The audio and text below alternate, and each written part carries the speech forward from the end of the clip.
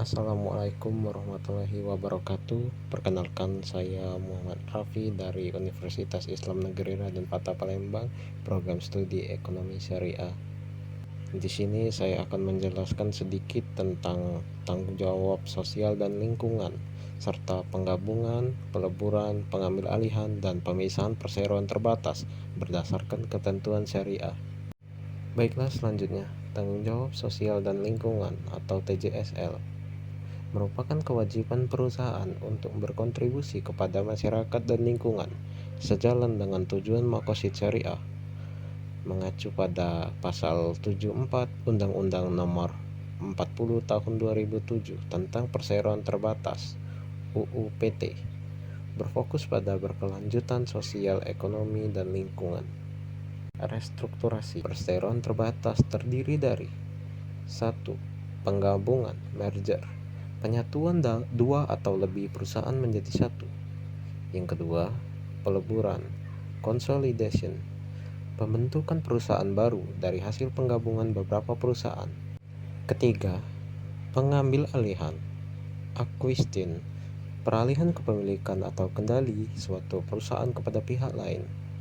Keempat, pemisahan (spin-off), pemisahan sebagai aset atau kegiatan usaha menjadi entitas baru. Kelima, harus memenuhi prinsip syariah, bebasnya dari unsur gharar, ketidakpastian, riba, bunga, dan maisir, spekulasi. Tanggung jawab sosial dan lingkungan dalam perspektif syariah memiliki dasar hukum syariah, yaitu Al-Quran dan Hadis, yang mana pada Al-Quran bersumber pada Quran Surah Al-Qasas ayat 77 yang berbunyi, "Berbuat baiklah sebagaimana Allah telah berbuat baik kepadamu." Dan juga Quran Surah Al-Ma'idah ayat 2, "Dan tolong-menolonglah kamu dalam kebaikan dan takwa." Dan juga hadis Rasulullah SAW, "Sebaik-baiknya manusia adalah manusia yang paling bermanfaat bagi manusia lain." Kedua, implementasi tanggung jawab sosial dan lingkungan dalam perusahaan syariah. Kegiatan filantropi berbasis syariah seperti distribusi kekayaan melalui ziswaf atau zakat, infak, sedekah, dan wakaf. Program corporate social responsibility yang berlandaskan nilai-nilai Islam. Pengelolaan lingkungan sesuai dengan prinsip istimar, memakmurkan bumi. Dan juga pemberdayaan masyarakat lokal melalui pelatihan dan bantuan usaha mikro. Ketiga, regulasi terkait di Indonesia. Undang-Undang Nomor 40 Tahun 2007 Pasal 74. Perusahaan yang menjalankan usaha di bidang atau terkait sumber daya alam wajib melakukan tanggung jawab sosial dan lingkungan. Serta Fatwa MUI menekankan bahwa kegiatan usaha syariah harus berdampak positif terhadap masyarakat dan lingkungan. Penggabungan, peleburan, pengambil alihan, dan pemisahan dalam ketentuan syariah. Jenis restrukturasi yaitu penggabungan, merger. Contohnya, penggabungan dua bank syariah menjadi satu entitas. Peleburan, consolidation.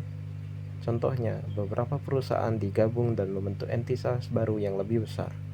Pengambil alihan, acquisition. Contohnya, perusahaan syariah mengambil alih perusahaan konvensional dengan syarat usaha yang diambil alih tidak bertentangan dengan prinsip syariah. Pemisahan, spin-off. Contohnya, unit usaha syariah dari bank konvensional dipisahkan menjadi bank syariah independen. Prinsip-prinsip syariah yang berlaku. Transparansi, syafafiyah. Informasi harus jelas dan lengkap untuk menghindari gharar.